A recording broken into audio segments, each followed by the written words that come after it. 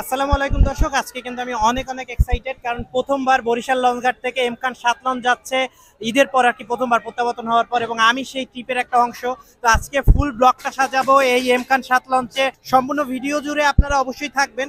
আর তার আগে, শুরু করার আগে একটু পেছন থেকে শুরু করতে চাই, কারণ বরিশালে কিন্তু আজকে অনেক ঝড় বৃষ্টি হয়েছে। দর্শকের আগের ভিডিওতে আপনাদেরকে দেখিয়েছিলাম দুপুর 2টা নাগাদই আমি কেবিন বুকিং করে রাখি, নিয়ত ছিল সন্ধ্যার দিকেই ঘাটে চলে আসার, খুব সুন্দর কিছু ভিডিও ফুটেজ নেয়ার। কিন্তু দেখেন কি পরিমাণ ঝড় বৃষ্টি হয়েছে এবং আকাশে কিন্তু বিদ্যুৎ চমকাচ্ছে। তো রাত 8টার সময় কিছুটা ঝড় বৃষ্টি থামার পরে কিন্তু রওনা দেই, হাতে মাত্র 1 ঘন্টা সময় নিয়ে বের হই, কারণ 9টার মধ্যে কিন্তু লঞ্চ ছেড়ে যায় বা 9টার মধ্যে ঘাটে উপস্থিত থাকতে হয়। কিন্তু দেখেন এই হচ্ছে শেরেবাংলা মেডিকেল কলেজ হাসপাতাল, তার সামনে কিন্তু একদম নদী বা জোয়ার বয়ে গেছে, এরকম দৃশ্য, পানি জমে গেছে, কি পরিমাণ বৃষ্টি হয়েছে আপনারা বুঝতে পারবেন। আর দেখতে পাচ্ছেন বেলস পার্ক উদ্যান, এটা কিন্তু এখন বেলস পার্ক দিঘি পরিণত হয়ে গেছে, কি পরিমাণ পানি জমা হয়ে গেছে। মাত্র 1-1.5 ঘন্টা বা 2 ঘন্টার মতো বৃষ্টি হয়েছে, তাতেই এই অবস্থা। তো এই ঝড়ঝাপটা পেরিয়ে চলে আসলাম বরিশাল লঞ্চ ঘাটে।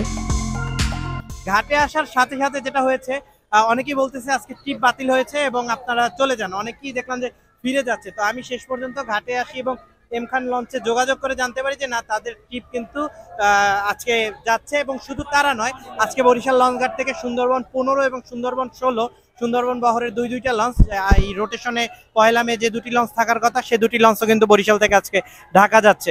তো চলুন শুরু করা যাক ব্লগটা।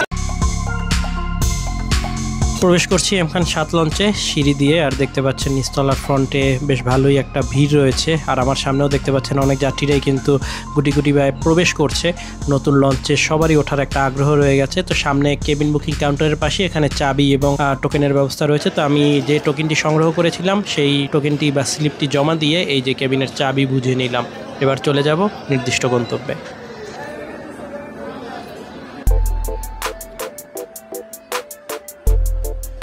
আগের ভিডিওতে বলেছিলাম দিনের বেলায় লঞ্চের আবহ এবং লঞ্চঘাটের আবহ এবং রাতের বেলার আবহ সম্পূর্ণ ডিফারেন্ট, সেটি আপনাদেরকে দেখাবো এবং সেটি এখন দেখাচ্ছি। দেখতে পাচ্ছেন দ্বিতীয় তলার ফ্রন্ট কতটা আলোকসজ্জায় সজ্জিত এবং কত মানুষের এক্সাইটমেন্ট, ভালো লাগা এখানে প্রকাশ পাচ্ছে এই লঞ্চে প্রবেশ করে।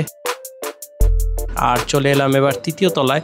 দেখতে পাচ্ছেন তৃতীয় তলার সিলিং লাইট জ্বলছে, আর নিয়ন আলোর ব্যবস্থাও যেমন রয়েছে তেমনি এলইডি লাইটও রয়েছে। তো হাঁটছি রিভার সাইড ধরে, আমি 372 নম্বর কেবিনটি বুকিং করেছিলাম, যাচ্ছি নিজের কেবিনের কাছে। আর এই কেবিনটি খুব বেশি দূরে নয়, তৃতীয় তলার একদম রিভার সাইডে, অল্প একটু হাঁটলি সামনের দিকেই রয়েছে। আর সামনের দিকের কেবিনে একটা সুবিধা হচ্ছে লঞ্চে ভাইব্রেশনটা কম ফিল করা যায়। তো আপনারাও চেষ্টা করবেন একটু সামনের দিকের কেবিন বুকিং করার, তাহলে ইঞ্জিন থেকে দূরে থাকবেন। আর এই প্রবেশ করলাম সিঙ্গেল কেবিনের। আগের ভিডিওতে বিশেষ করে এমখান 7 লঞ্চ যখন প্রথমবার উদ্বোধন হয় তখন কিন্তু লঞ্চের কেবিনের রিভিউ করা হয়েছিল, তাই নতুন করে আর কেবিনের রিভিউ করছি না, আপনাদেরকে নিয়ে যাচ্ছি ঘাটে। ঘাটের এনভায়রনমেন্টটা একটু আপনাদেরকে দেখিয়ে আনি।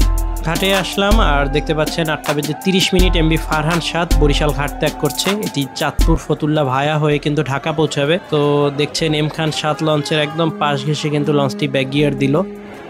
আর ফারহান 7-এর বিদায়ের পর ঘাটে এই মুহূর্তে 3টা লঞ্চ রয়েছে ঘাটে বার্থিং করা। এই পাশের থেকে একদম সুন্দরবন 15, তারপরে সুন্দরবন 16 এবং সবশেষ রয়েছে এমখান 7। এই সিরিয়ালি লঞ্চগুলো ছেড়ে যাবে। নতুন লঞ্চ ঘাটে থাকার কারণে কিছুটা যাত্রী চাপ বেশি লক্ষ্য করা যাচ্ছে এমখান 7 লঞ্চের সামনেই। এদিকে সুন্দরবন বহরের দুইটা বড় নৌযান থাকলেও এমখান 7কে ঘিরেই কিন্তু যাত্রীদের একটু বেশি আগ্রহ। একই দিনে একই সাথে পাশাপাশি 2টা বৃহৎ লঞ্চ, একটা হচ্ছে দেশের সবচেয়ে বিলাসবহুল এবং সবচেয়ে বৃহৎ একটি লঞ্চ, আর একটি হচ্ছে এই মুহূর্তে সদ্য সার্ভিসে যুক্ত হওয়া সবচেয়ে বিলাসবহুল এবং সবচেয়ে সুন্দর একটি লঞ্চ। তো সুন্দরবন 16 আপনারা সবাই জানেন যে সর্ববৃহৎ লঞ্চ দেশের নৌ সেক্টরে, এবং এমখান 7 সদ্য যুক্ত হওয়া লঞ্চ। তো 2টা লঞ্চকে পাশাপাশি দেখে কিন্তু খুব ভালো লাগছে এবং যাত্রীরাও অনেক এক্সাইটেড।